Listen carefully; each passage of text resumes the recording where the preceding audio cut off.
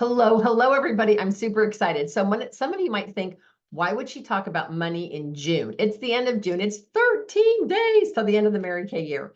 13 days till we cross the finish line, till we crawl in bed and go, year over. July 1, here we go. But what I'm going to say to you is that a lot of you have financial goals in June. I mean, we have financial goals every month, but I really want to make sure you guys are feeling 100% confident in your money and money making. Now, tonight at our meeting, we're going to cover 13 different things that you could be doing. And I don't want you to pick all 13, but we're going to talk about some fun stuff later at the meeting. So let's talk a little bit about money. And I'm going to give you a scenario of a consultant. I'm just going to pick her name. I'm going to call her Alice. And Alice comes in with an $1,800 inventory. So I'm just going to show you, how does Alice pay herself? How does she pay back her loan? How does she build her inventory? All right. So I'm going to just kind of write a few things up on the whiteboard. If you can't read it, don't really worry about it being perfect. I'm just going to put it on here, and I just hope that you guys can, get a chance to hope this will help a little bit. So we're just going to write down the word Alice on here. So that's just her name. And she came in with an $1,800 inventory. So an $1,800 inventory did not cost $1,800. It costs more than that because of sales tax, unless you lose in Oregon. There's sales tax and shipping, and the tax is not on this. It's on the retail. So if this is 1,800 wholesale, right? Tax on 3,600 plus tax on your free stuff. So out the door, this is probably going to be run, and I'm just going to bump it up. We have high sales tax here. So I'm going to say it's going to be $2,300. That's how much is actually going on her credit card. $2,300. Do y'all get that? Okay, so that's her very first initial order.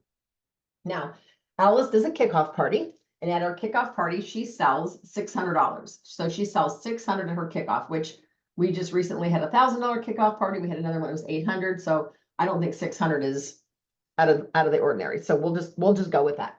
So that's 600. Now this is retail. I want to make sure we don't get retail and wholesale mixed up. So this is 600 retail at her kickoff party. And then Alice did another party. And at that party, this is her second party, because we did her kickoff. She sold another 400 in sales. All right, so now her total sales are 1,000 retail. And let's say this is in her first 2 weeks. Are you all with me? Okay, so this is 1,000 retail. Now over here on the far side of my board, which I don't know if you can even see way over here, but I'm going to move this board a little bit over. This is her bookshelf. So this is the shelving, whether she got hopefully free books. I'm all about saving money, making money. So she's going to get some free bookshelves to put her inventory on, or free something. So her inventory at home is 1,800 wholesale. So one of the things that Alice needs to decide is, how big does she want her inventory before she puts money in her pocket? The reason why that's important is, as soon as you start, and this is a super important concept, so I'll say it really slow. As soon as you pull your 50% out and put it in your pocket, your profit, right? Your inventory will no longer be growing. So if she started with a $600 inventory and immediately took 50% and put it in her pocket, her inventory 6 months from now will still be at $600. So whatever dollar amount you start with, she started with a $225 and put 50% in her pocket, she will always have a $225 inventory, $225. Does that make sense? So for me, I came in with an $1,800 order, but I wanted to walk away from my corporate job. So my goal was to build this. Now this is 30 years ago, to build this to roughly 3,600, that I knew I would have everything in stock. And so what I did is I flipped it. I sold a little bordered more, and you'll see me do that in just a second. So let's just say Alice says this isn't enough. Granted, you can use CDS, so you can ship things through the company. But let's say Alice says this inventory is not quite big enough. I need it to be, I'm just going to say $3,000. She'd like it to get not double, but a little bit bigger than this, because we've got men's, we've got, how much, 7 skincare lines. So it adds up quick. You have a few sets of retinol, a few sets of repair. That adds up really, really fast.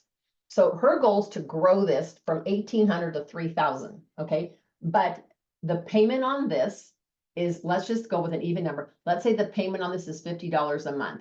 That payment never comes from Alice's other job, Alice's savings account, Alice's husband's money. And that $50 payment every month comes out of Alice's sales. That's super important to understand. So notice right here, she sold 1,000 retail, right? Which is how much wholesale? Half, correct? So 1,000 retail is 500 wholesale. So now her shelf at home has $500 less in product. So now her inventory is at 1,300. I'm hoping I didn't lose you, because if I lost you now, you need to type something in the chat section or call me because I want to make sure you understand this. 2 parties, 600 and 400, that's 1,000 retail.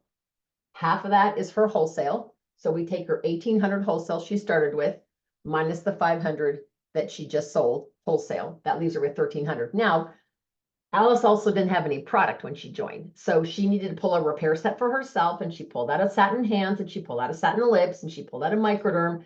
So she pulled out retail about $400 worth of product. Retail. So that's 200 her cost. So she is going to want to take out of her personal checking account $200 and pay herself the product that she took at half off plus tax. That's really important because it's like owning a restaurant. You tell all your relatives, oh, don't worry about paying for it. Come and eat for free. Well, you have 5 or 6 relatives drop over for a big steak dinner or whatever your restaurant sells. Pretty soon you have no money in the register and you have no food in the kitchen to cook. Everybody's getting fed for free. So Alice does not get to shop for free. She does get to shop at half off. So she'll want to put some of that money back into her account. All right, let's just go with sales for right now. All right, so let me grab my eraser. Hold on.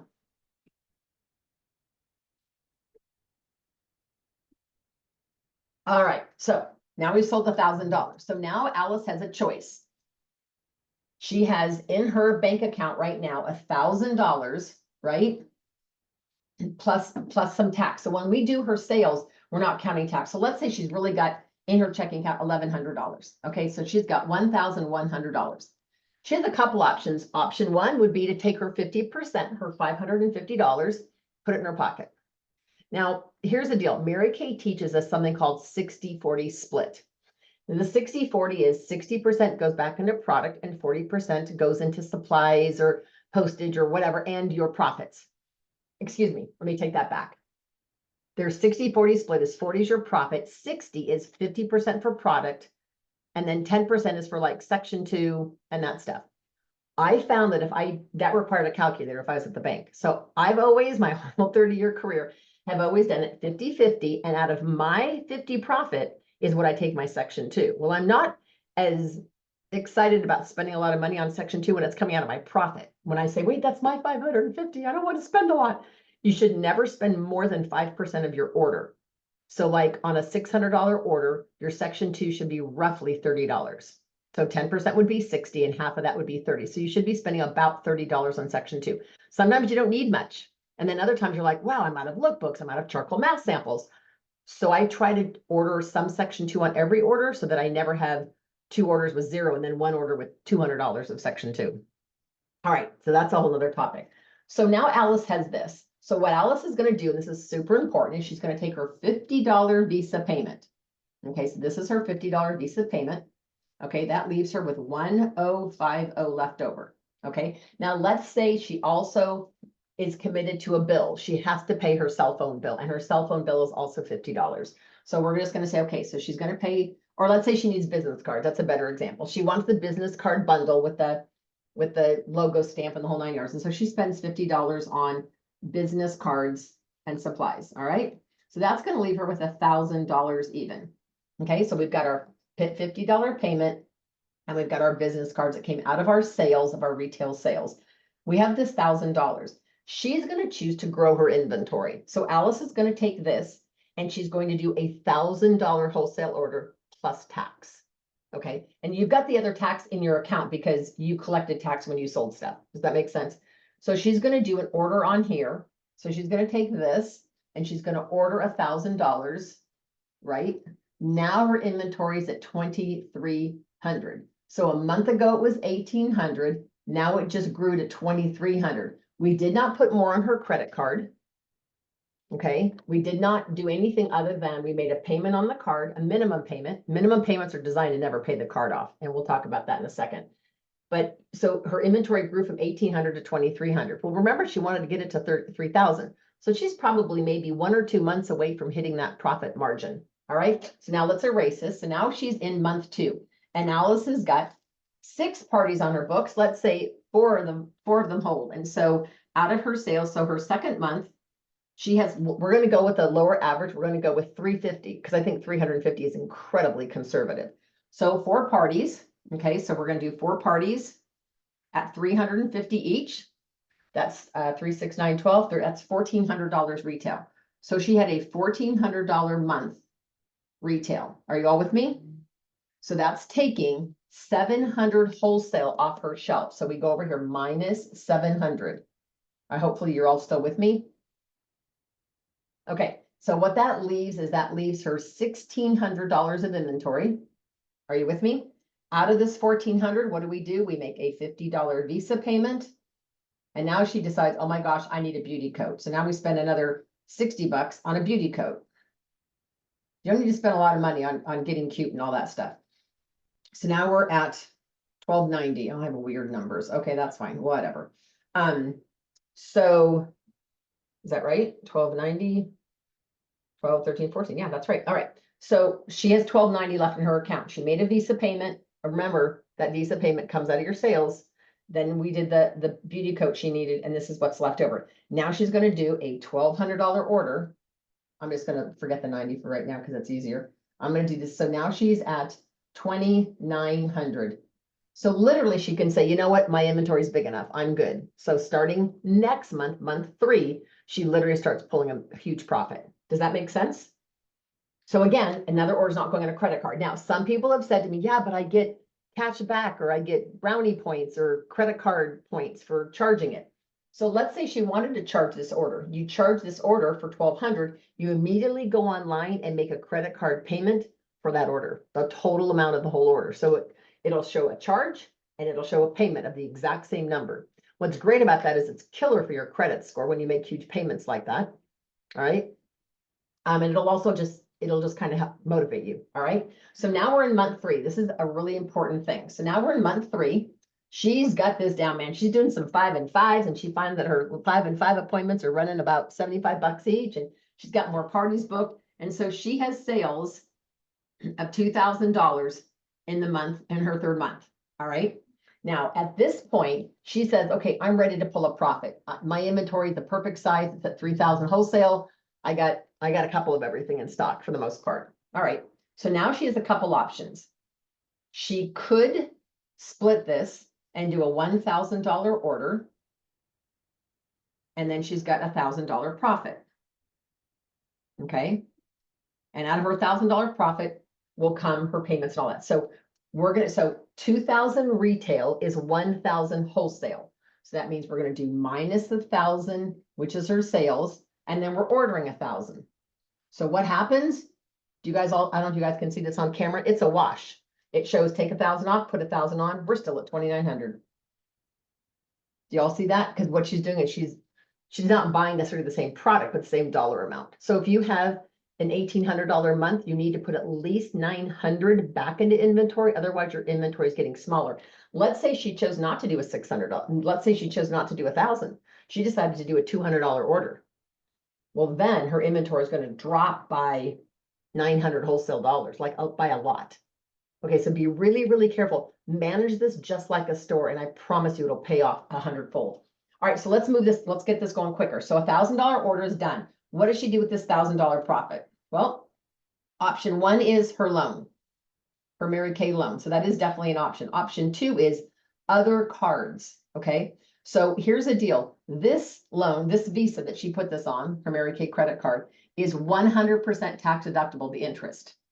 Okay, so it's 100% deductible, deductible for her on her taxes. Okay, but she has other credit cards. So let's say she's got a Victoria, and I'm not here to pick on a store, so don't report me. So let's say she has a Victoria's Secret credit card, she has a Macy's credit card, and she has a Visa, and she just went to Hawaii. Okay, so what you do is you take these 3 credit cards and you look at the interest rate, not how much you owe, the interest rate. And again, I'm making this up. So if you work for one of these stores, don't call me. All right, so let's just say her Victoria's Secret is at 24%. Her Macy's is at 30%. And her Visa is at 26%. I just looked at one of my credit cards because I pay them off in full every month. And I think it was my Best Buys because I bought some appliances. Do you know what their interest rate is if you don't pay it off in full? It's 31%. I about fell on the floor. I mean, I pay it in full every month, so it doesn't matter. I just bought some appliances there. Anyway, all right. First of all, If you have made on-time payments, now department stores, they don't count, they don't care. If they charge you a gazillion dollars of interest, that's on you. They don't care. So Victoria's Secret and Macy's, there's nothing I can do. But my Visa, I can call them. If I've made an on-time payment every month for a year, you can call them and you can negotiate how much. My last number is off the screen. Okay, well, there's not a lot I can do about that. I can try to turn my camera down a little bit. And I'll just shrink. Okay, so the thing about this Visa is you call their customer service number and you say, hey, I'd like to talk to somebody about lowering my account. They'll say, can you hold on a second? Let me check your account. They're going to run a soft credit check. They're not going to run your credit. They're going to run within their own Visa system, within their, whatever the company's, Capital One or whoever. They're going to see if you've made an on-time payment. If you have, they'll come back and they'll say, oh my gosh, Alice, I'm so glad you called. We actually have a promotional rate right now. We are going to drop you to 13%. Oh my gosh, take that. Now, if they give you some wimpy thing like like say, oh, well, we're going to do 24%, just ask very politely to speak to a supervisor. If you've made on-time payments, it's negotiable. Same thing with the car loan. All right. So let's say these are those. Now, let's say Alice is every month making $100 payment to each of her credit cards. She's making $100 payment to all three of these credit cards. Now, remember, she's got $1,000 profit over here. Check with your financial planner and your CPA. First of all, but I'm going to give you my advice. Okay, now granted, I don't have a financial background, but I'm pretty booked. I'm pretty smart when it comes to money. I'm going to take out of this my minimum $50 for my Visa, this loan. I'm doing $50 on that, right? I now need, let's say, some more section 2, whatever. So there's another 50. So now I have $900 left over. I'm going to take this 900 and I'm going to go to the highest interest credit card, which right now happens to be Macy's. And Macy's is going to get 2 payments. One out of my personal checking account for 100 that I've been doing forever, and a $900 payment out of my Mary Kay account. So if you only owed Macy's $1,000, you now have paid Macy's off. Do you guys see that? Because these, you cannot tax deduct a dime of this interest. All right. So let's just say you pay Macy's off. Okay. So now that Macy's credit card is gone. So now you take the 100 you were paying them and you make each of these payments $150. So you're still forking out $300 a month to pay your credit cards, but you guys, it'll never get paid off. And again, the next month she sells 2,000, she does a $1,000 order, she's got $900 profit, she makes a huge payment. When these credit cards get to 0, which would take you not that long, you can then pay this off. Now, the Mary Kay credit card is interest free for a year. So you want to be careful because let's say you have a $2,300 balance. And if it takes you 9 months to pay these off, now all of a sudden you've only got 3 months to pay this off. So be smart with your money. Look at that and try to figure out, okay, so what's more important? The interest rate on this is going to be relatively low and you have a whole year with no interest. So, and then you've got these. So look at the, not so much the balance you owe, but the interest rate. If they're not department stores and they're Discover, Visas, MasterCard, American Express, all of those interest rates are negotiable. Every flipping one of them. They won't tell you that, but they will if you ask. Does that make sense? All right. So this allows you to, let's say you're motivated and you want to surprise your honey with a cruise for Christmas. All right. And here's what's really fun. Let's just pretend that Alice has now got a profit inventory, but Alice wants to surprise her significant other with a cruise for Christmas. And she goes online and she realizes that she needs $3,000 for the two of them to go on this Mexican Riviera Christmas cruise. $3,000 is what she needs to pay for the trip. First of all, you want to find out, because I don't know about you all, but I'm motivated for experiences. Experiences motivate me to do stuff. So I'm going to find out from the cruise line, what kind of a deposit do I have to make? And they'll say, oh, just a $500 deposit and we'll hold your cabins and you can make payments. Great. So she's starting to think, okay, so 40% of everything she sells can go to this. So for every $100 reorder, $40 goes into the cruise money. Whoops, ISE, sorry. CRU. Oh my gosh, Diane, CRUI. I'm just writing really sloppy. It's cruise money. So she has a $100 reorder. She's thinking in her brain, that's $40 toward my $500 payment. So then she has another gal order the repair set and the repair bundle and blah, blah, blah. And it's a $400 sale, right? So now she gets to put aside $160 for that. So basically 40% of everything that you sell can get set aside. So it's instant gratification. If you know that you want to have $500 by the end of the month, do the math. How much do you have to sell? Does that make sense? So this has always motivated me. I would find something that I either wanted to purchase or I was paying for private school for my kids, or I was doing something major for the house and I wanted to have extra cash. And so I knew exactly how much I had to sell to make that happen. And so if you guys manage your money correctly, it will pay you 100-fold. Where I find people get into trouble is when they don't manage their money correctly, or they get confused and they go, oh my God, I have a huge credit card for my inventory. I've got to pay it off. But they've got other credit cards with even higher interest that is not tax deductible. So check with your CPA and your financial planner. But I will tell you, as soon as you get your inventory to a level you want, you might pull a profit at 1,800. You might choose to pull a profit at 24, 3,000, 36.